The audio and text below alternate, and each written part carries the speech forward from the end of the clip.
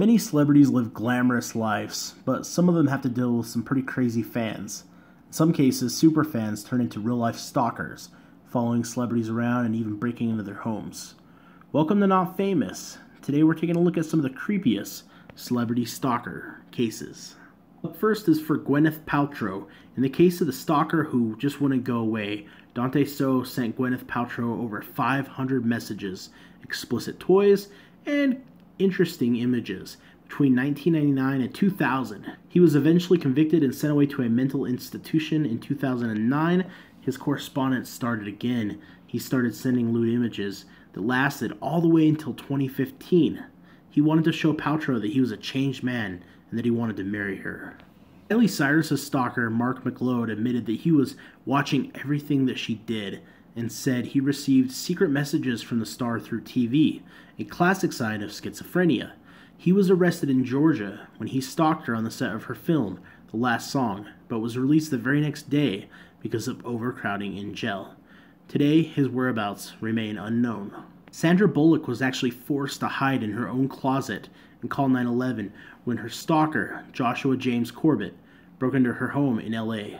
Corbett, who has written letters and claims he loves Bullock, was caught and is awaiting trial, where he has pleaded not guilty to the stalking charges.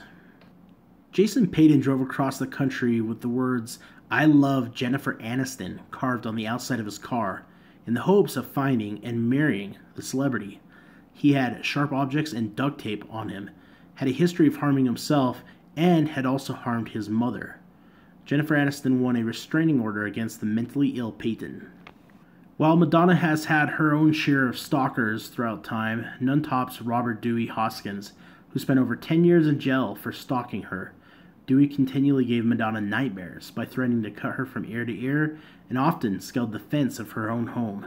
After his time in jail, he was moved to a mental facility where he escaped from there. Jennifer Lopez's stalker, John Dubis, decided that he needed a vacation and thought it might be nice to settle in at J-Lo's guest house in the Hamptons for 6 nights. When one of Lopez's employees finally discovered him, Dubis claimed to be the father of J-Lo's children and was taken in for psychiatric evaluation. You wouldn't expect someone like the creator of Facebook to get stalked, but it did happen to Mark Zuckerberg. Pradeep Manukonda tried to meet Zuckerberg at the Facebook offices, sent him letters and flowers, and even went to his home on multiple occasions. In a tragic ending to a stalking story, David Letterman's infamous stalker, Margaret Ray, ended her own life by... She was well known for stalking the late-night host for years, pretending to be Mrs. Letterman, stealing his Porsche and taking it for a joyride, and often breaking into his home. And the last one on the list is the stalker of famous Spanish singer Selena, Yolanda Saldivar. We cannot leave her off of this list. She was obsessed with Selena. She ended up running Selena's fan club and was involved with the singer in a number of ways. She was accused of embezzlement and went through quite an ordeal when she met with Selena one morning in March at a motel that ended ultimately with Selena's death.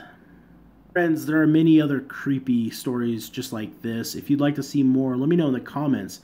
Thanks for watching. If you haven't already, make sure to hit the subscribe button. I'll talk to you again, and as always, adios amigos.